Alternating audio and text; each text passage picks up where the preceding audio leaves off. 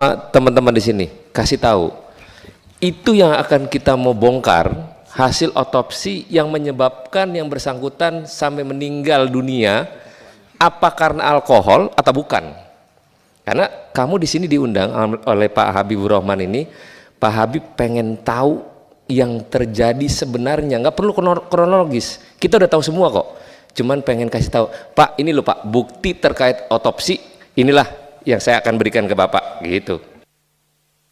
Silakan, mungkin sedikit saja, makanya jangan bertele-tele Pak ya. Pointer-pointer pentingnya, nah berikut otopsinya nih gitu loh ya, yang meyakinkan, semakin meyakinkan bahwa memang dia nih harus bertanggung jawab, orang ini nih, siapa namanya terdakwa ini, dan harus dihukum. Iya. Iya.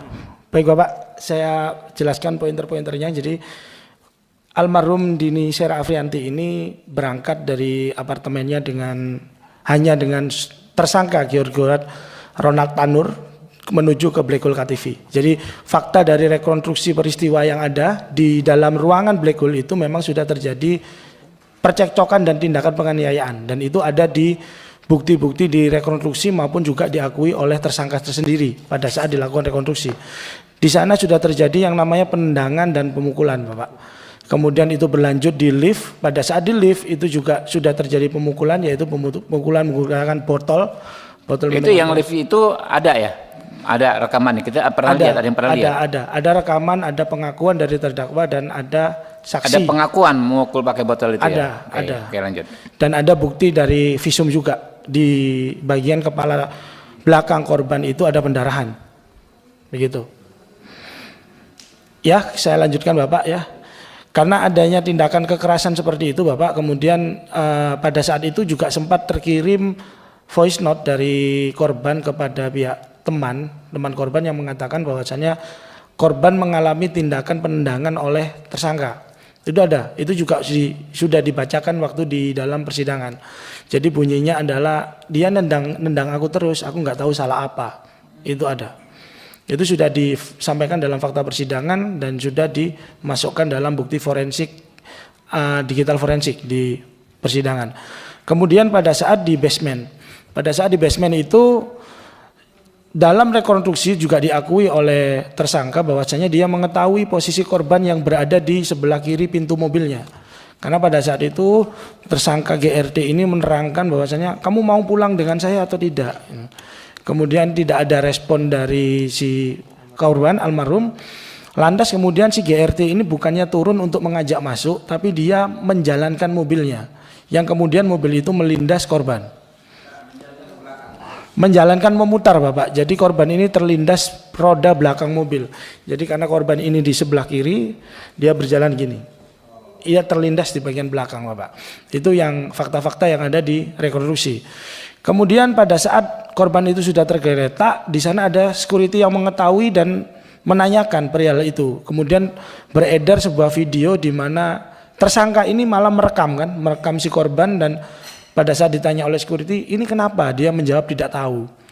Padahal dia mengetahui tentang adanya pelindasan itu tadi. Kemudian dia memasukkan korban ke dalam bagasi belakang mobil Toyota Innova Reborn. Itu juga atas permintaan dari security di Black Hole. Nah, siapa yang memasukkan ke sana? Yang memasukkan adalah tersangka ke dalam belakang mobil Toyota Innova Reborn. Pada saat mobil itu sudah dimasukkan dan korban itu berjalan dibawa oleh tersangka, ternyata tersangka ini tidak lantas membawa korban ke rumah sakit, tapi dia ke apartemen Orchard di Surabaya yang jaraknya kurang lebih itu 5 menit dari lokasi Pak. Di sana kemudian tersangka menurunkan korban di lobi, dibantu oleh pengunjung apartemen waktu itu. Yang kemudian tersangka ini diingatkan oleh oleh security apartemen dan pengelola apartemen, ini kenapa orang ini? Kenapa anak ini? Karena korban pada saat setelah menurunkan itu masih naik ke atas mengambil barang-barangnya. Masih naik ke lantai atas mau bawa mobil, yang kemudian di atas didatangi oleh security untuk mengecek kondisi korban yang ada di lobi. Jadi sudah ada niat korban ini untuk mengambil atau dugaan kabur, melarikan diri.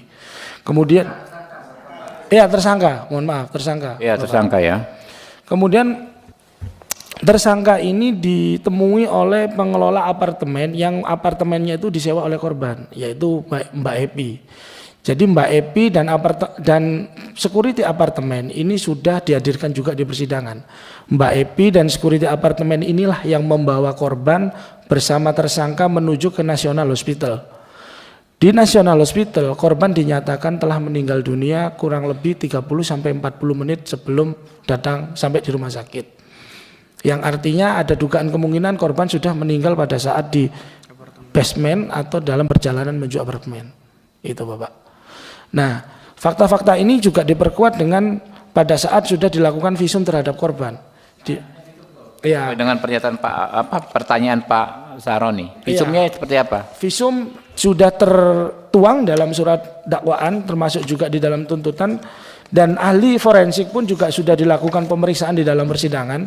Jadi jika kita melihat dalam visum, bukti visum ini dilakukan oleh Dr. Reni Sumino, SPFM, spesialis forensik mayat magister hukum, dan sesuai hasil visum dengan nomor KF 23.0465 dengan jenazah almarhum Dini Sera Afriandi, hasilnya sebagai berikut Pak. Jenazah berjenis kelamin perempuan berusia antara 20 hingga 30 tahun, panjang badan 159 cm, warna kulit sawo matang. 2. Pada pemeriksaan luar ditemukan A. Pelebaran pembuluh darah pada selaput lender kelopak mata dan selaput keras bola mata. B. Bintik pendarahan pada selaput lender kelopak mata dan selaput keras bola mata. C. Kebiruan pada ujung-ujung jari dan kuku tangan kanan dan kiri. D. Pucat pada ujung jari-jari dan kuku kaki kanan dan kiri. Analisisnya, kelainan di atas lazim ditemukan pada mati lemas. E.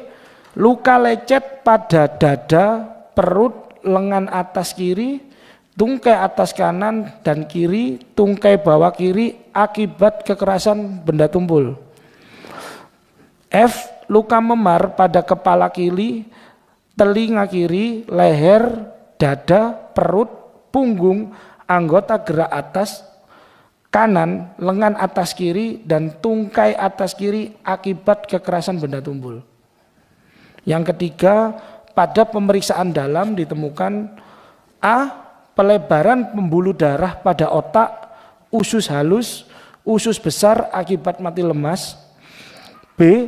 Resapan darah pada kulit bagian dalam kepala, resapan darah pada kulit bagian dalam leher, resapan darah pada otot dada, resapan darah pada tulang iga kedua, ketiga, keempat, dan kelima kanan. C.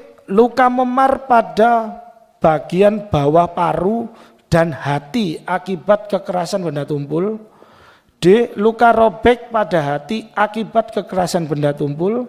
E. Pendarahan pada rongga perut kurang lebih 1.200 ml. 4. Pada pemeriksaan tambahan ditemukan A. Ditemukan alkohol pada lambung dan darah. B. Pelebaran pembuluh darah pada otak besar, hati, ginjal, kanan.